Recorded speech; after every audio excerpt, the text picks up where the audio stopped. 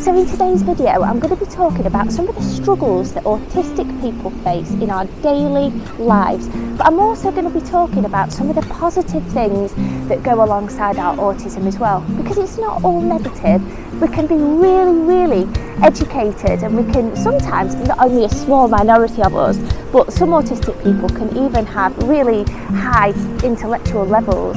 So I think it's really important for us to not only talk about the struggles that we face, because we do face such struggles in our everyday lives, but I think we should also focus on some of the positives as well. So what are some of the common struggles that autistic people face in our daily lives, in our daily living? Well, one of the big ones for me is anxiety, and I'm feeling anxious now, although I'm coming across as being really confident. I'm not. I feel anxious because there's people around me. I feel self-conscious.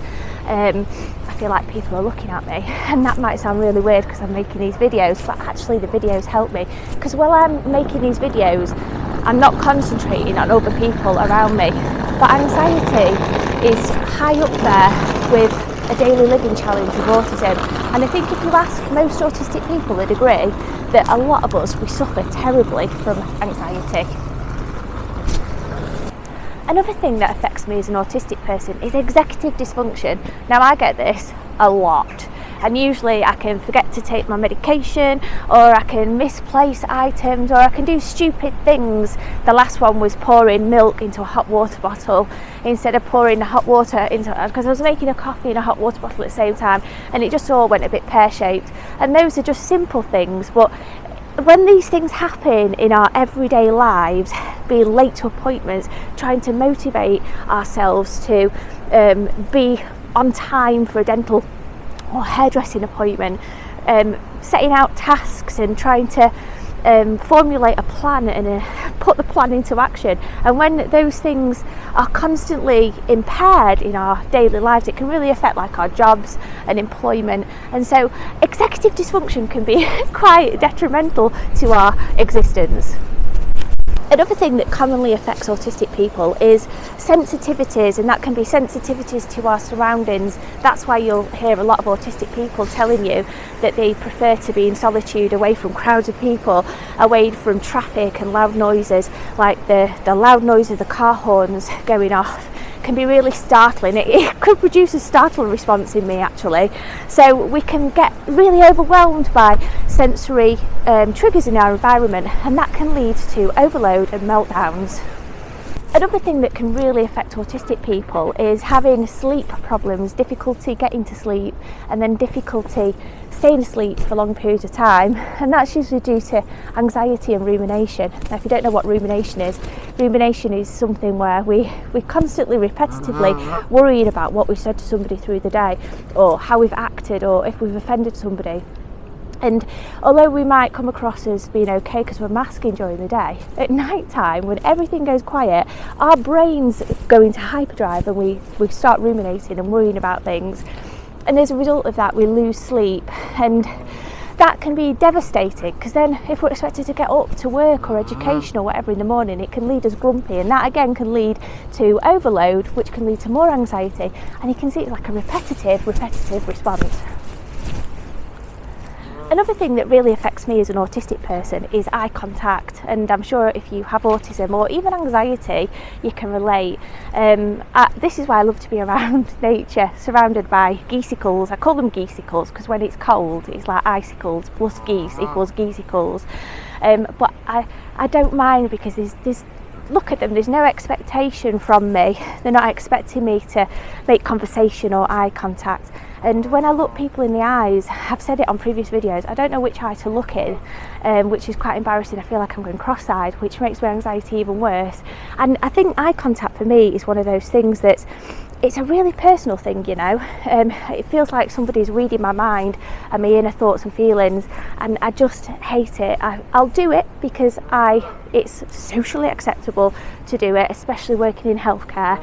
You have to show people that you're maintaining non-verbal communication and all that sort of stuff. The way your body's pointing, is your legs pointing towards the other person? Are you maintaining eye contact? Are you smiling?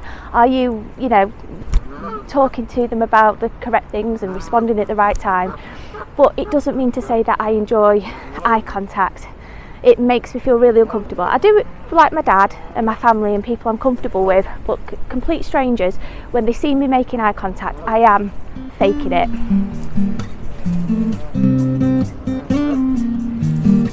Another issue that I have as an autistic person is interacting with my fellow human beings around me, and coming back to what I've said previously about preferring to be like here with the geese and just around nature, you know, and having no expectations. It can be really challenging for autistic people in a day-to-day setting to understand the thoughts, feelings, emotions of others, understand people's intentions, understand if somebody's flirting with us, understand if somebody's joking with us, understanding if somebody's being sarcastic with us, and I struggle with that so much, both in person and online, and it has got me into trouble in the past. Did you know that it's about, I think in the UK anyway, about 30% of the UK population that have actually got a job, or they're in part-time or full-time employment, and some of that is probably voluntary work as well. I think that's the UK. I'm not sure about other aspects, other areas of the world. Maybe you could let me know in the comments. But finding a job and maintaining a job can be really challenging for us as autistic people, because a lot of the time we feel really misunderstood, and sometimes if we do get a job and then we disclose our autism to our employers, it can go against us. So if you're struggling with employment, you're not on your own. We can sometimes be really misunderstood as well, because a lot of us have something called, or we do something I should say, called echolalia, and that's repeating words or phrases. So if somebody says something to me, I might repeat it back to them, and you can imagine in like an employment setting, or if you're in a relationship or with a group of friends and you start repeating things back, they think you're being sarcastic when you're not, and it's literally our way of processing what's been said to us before we give a response back.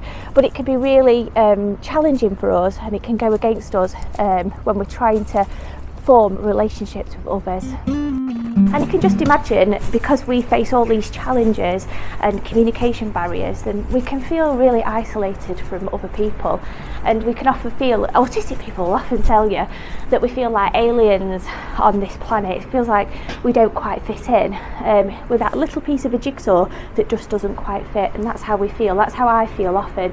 Sometimes I feel, or a lot of the time I feel, really misunderstood by others, and I'm worried I'm going to offend somebody.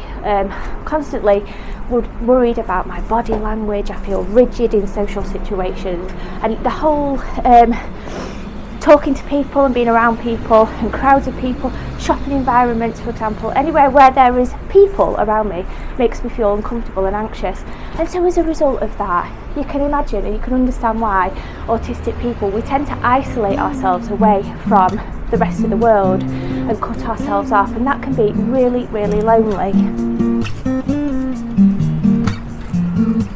And then of course we're worried that other people around us, and especially employers or people that we're in relationships with, are going to misunderstand us, and sometimes even family and friends can misunderstand us as autistic people. And that's why I'm making these videos, to hopefully bring some education to others about autism. So now we've talked about some of the things that can really affect us with autism and some of the daily living challenges that can affect us with autism. Let's talk about some of the positive things, because I think people forget there's so many positive things that go alongside our autism diagnosis, and there's quite a lot of them actually, and a lot of the time our autism can be beneficial and it can be advantageous to potential employers. So let's get into it.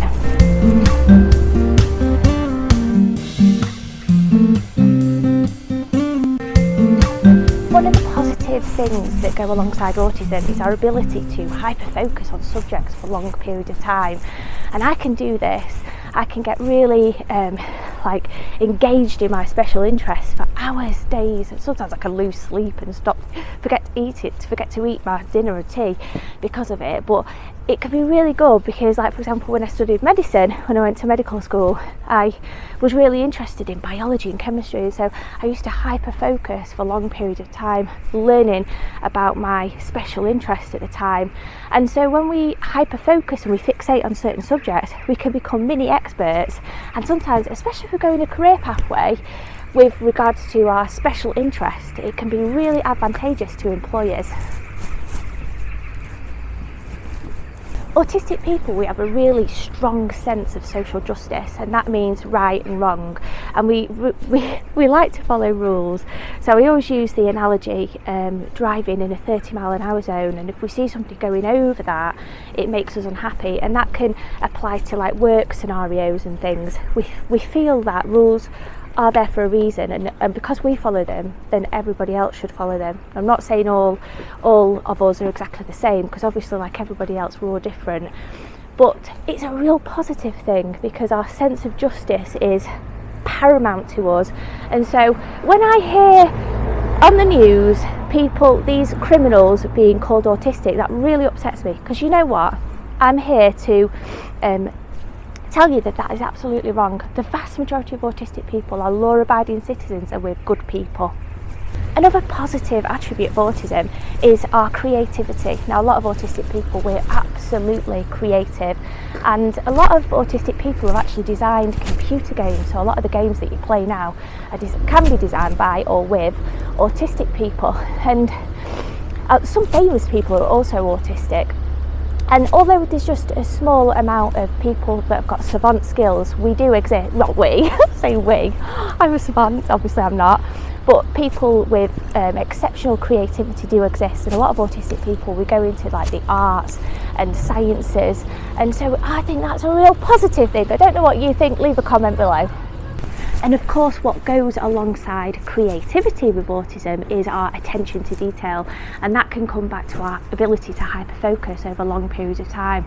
And that's why you'll see a lot of autistic people that go into sort of accountancy, or we go into science or engineering, because we can tend to spot subtle signs in our jobs, in our lives, that other people don't spot. I actually think autistic people make really good detectives, because our ability to spot the minutest detail is just exceptional. And that brings me on to our special interests, coming back to being creative and ability to hyper-focus for long periods of time.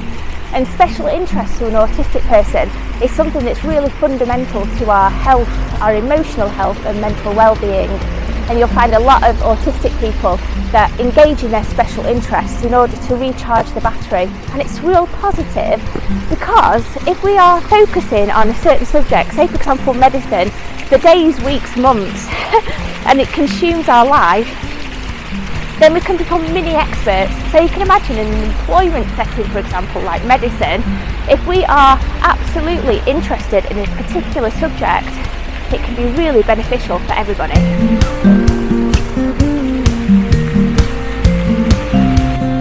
And of course, alongside our special interests and our ability to hyperfocus brings me to memory, and that is where autistic memories can be exceptional. And I myself, I can remember things that happened years ago that sometimes my dad doesn't remember. That can be really frustrating for other people, because if somebody's upset me, I tend to remember every single detail. For example, I can remember my national insurance number off by heart, and whenever people ask me what my national insurance number is and I can just tell them, they look at me a bit strange, like what's going on there.